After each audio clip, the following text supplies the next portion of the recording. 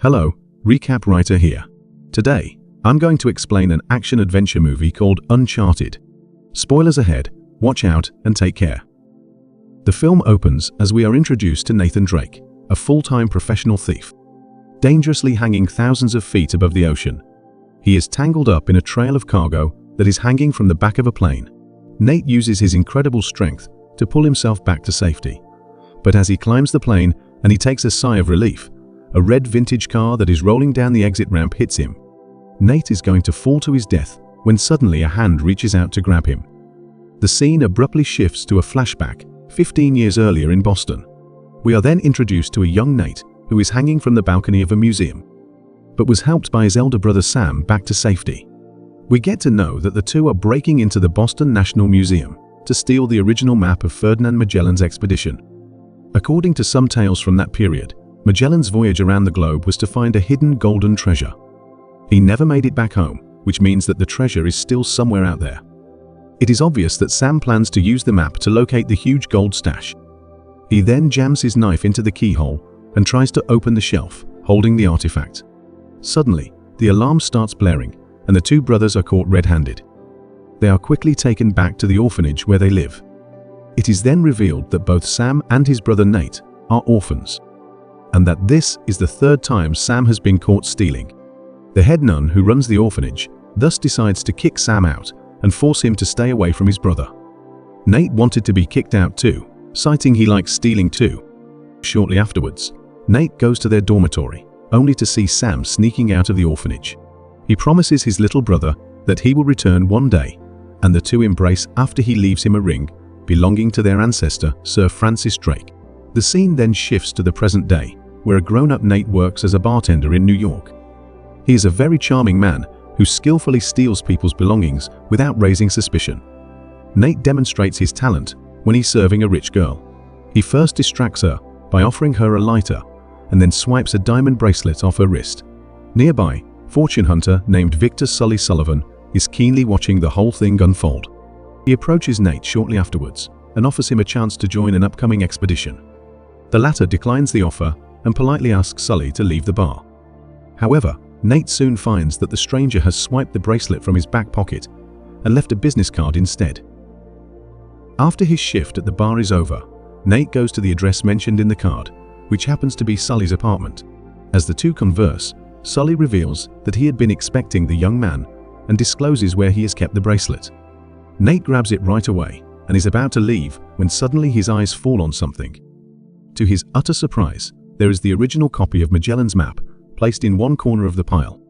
Following this, it is then revealed Sully used to work with Sam and knows that Nate is his brother, and explains to Nate that Sam vanished after helping him steal Juan Sebastian Elcano's diary, the captain of Magellan's ship. It contains accounts of the ship's travel and lots of clues that can lead them to the hidden gold pile. This prompts a discussion about Magellan's voyage and how it was financed by the Moncadis. It turns out this aristocratic family has been a key player in several atrocities throughout history. Eventually, Sully says that he wants Nate to join him in searching for this treasure. Nate cannot refuse such a big opportunity. Nate, having stopped receiving postcards from Sam, agrees to help Sully find him. Nate is convinced that finding the treasure is the way to find Sam, so he immediately accepts the offer. The following day, Sully reveals his first step of his plan. It turned out 2 keys are needed to find the treasure. And according to Sully, acquiring an ancient golden cross is one of 2 keys. He has the first one, and the second one is being held for auction at a New York museum. Sully knows that Santiago Moncada, the eldest son of the Moncada family, will try to buy the cross since it was once his family's inheritance. Nate is then tasked to take out the electrical grid in the museum, while Sully takes the responsibility of stealing the cross. A few days later, the two go to the auction, and everything seems to be under control for a while. Sully explains to Nathan that their main competition is Santiago Moncada, a wealthy and powerful man who believes he is the rightful heir to Magellan's fortune. Moncada's henchwoman, Jo Braddock, and her team of mercenaries are also present, making the heist even riskier. But Sully and Nate, knowing their responsibilities, are motivated to steal the golden cross. But things begin to go wrong when Sully sees Jo Braddock in the auction. Braddock, a ruthless mercenary working for Santiago Moncada, She soon approaches Sully, indicating she knows what he's here for.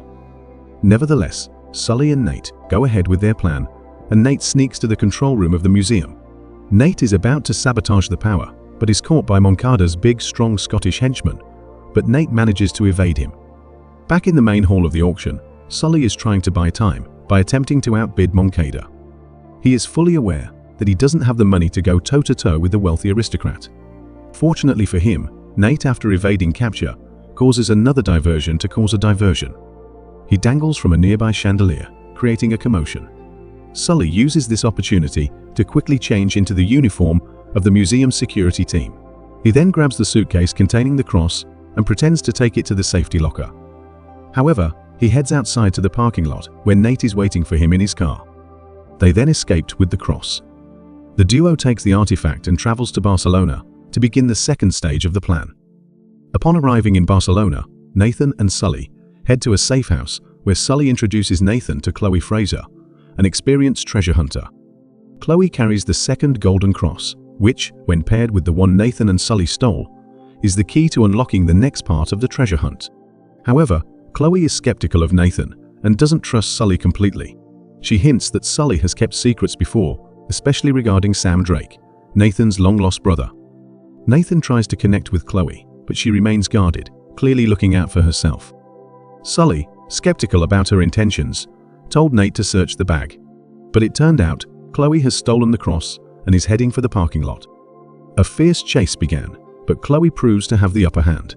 She gets into her car and is about to leave when suddenly Nate lunges in front of the car. He then reminds her that she doesn't actually know where to find the treasure without their help. Chloe is then forced to work together with Sully and Nate as they have the Journal of Elcano.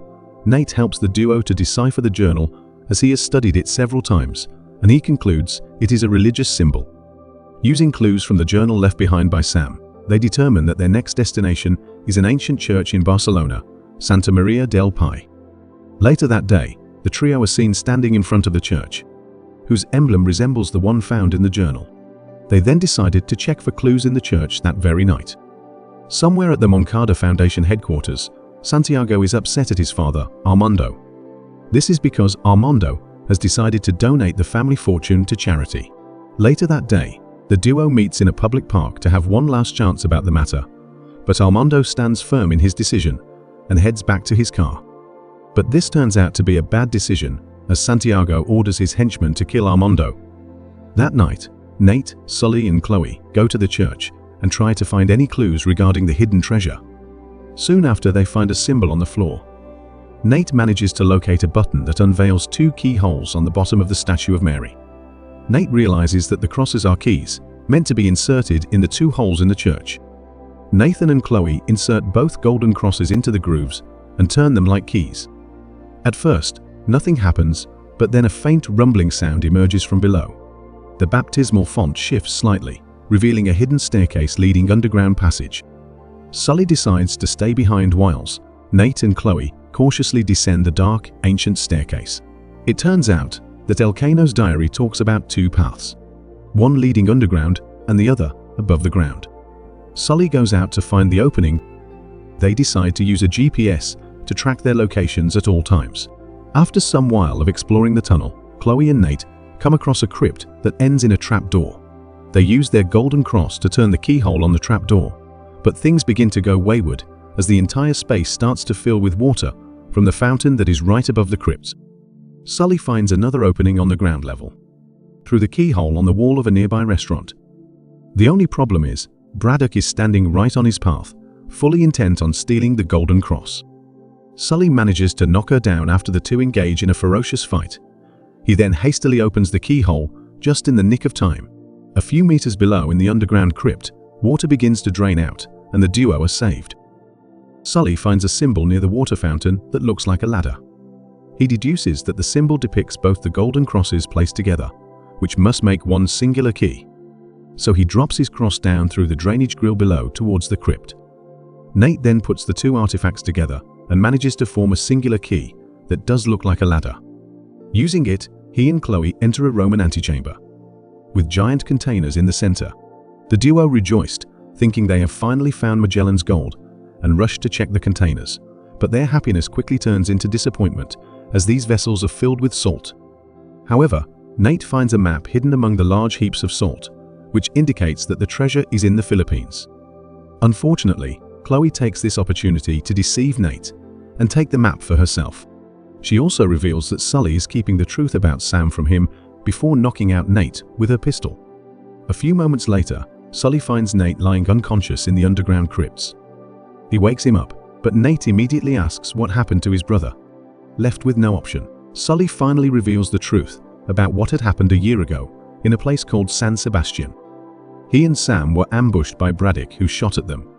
Sully had no choice but to run and leave his friend behind, leading him to believe that Sam is now dead. Nate is devastated by this revelation and starts questioning the whole point of his existence. However, he refuses to give up on the quest and decides to stick with Sully for the time being. Elsewhere, in a shocking twist of events, Santiago reveals that he had hired Chloe as part of his team. This becomes evidence as she soon brings the map to the Moncada Foundation headquarters. Santiago then makes preparations to head to the Philippines with his crew, which includes both Braddock and Chloe. The next day, Nate and Sully track down Santiago's crew to an airport.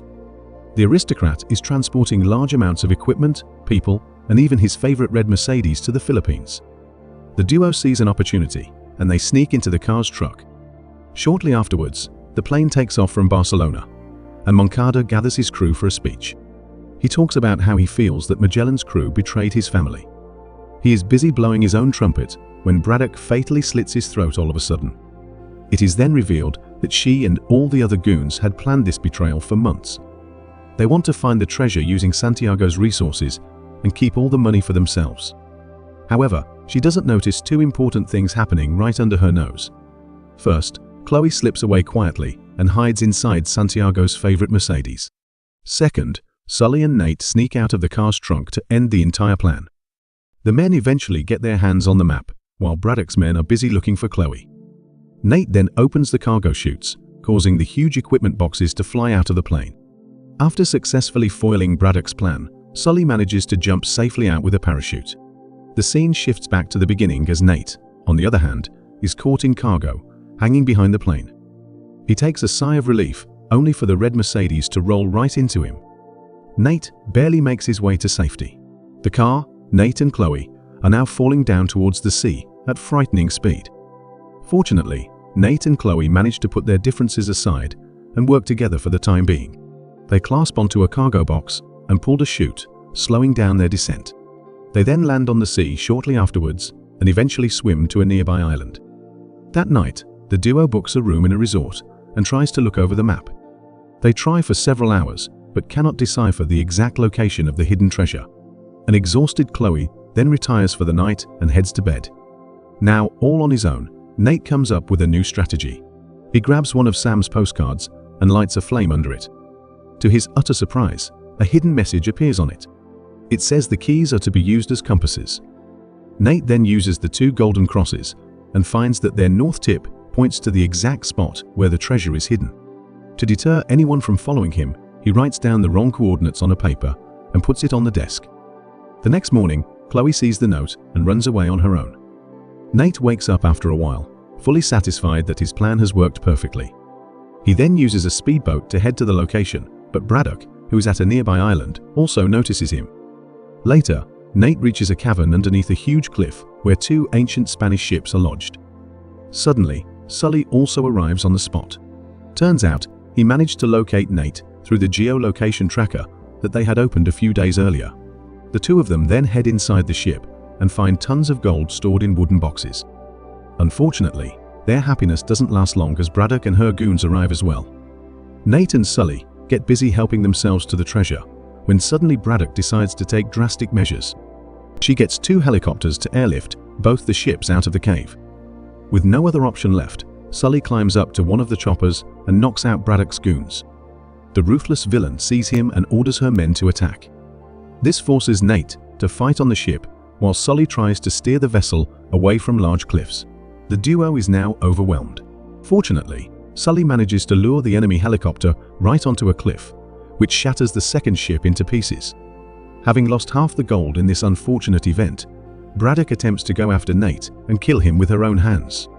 Nate tries to climb from the ship to the chopper. Unfortunately, Braddock grabs his legs right before he can get to the helicopter's cabin. Sully, who is watching all this, is now left with a choice: save Nate or flee with the bag of gold that he had earlier sneaked out. Eventually, he throws the bag of gold at Braddock, sending her falling into the ocean. He then pulls Nate up, and the second ship drops right on top of Braddock, crushing her. With the Coast Guard approaching the wreckage, Nate and Sully start flying away. The young man then reveals that he has managed to save some bars of gold and jewelry in his pocket. Just as they are celebrating their victory, they notice Chloe on a speedboat heading towards the wrong coordinates given by Nate. As the movie comes to an end, the scene cuts to a prison, where we see that Sam is still alive and is writing another postcard to Nate. Subscribe for more videos like this. Turn on notifications and leave a like to help the channel out. Thank you for watching.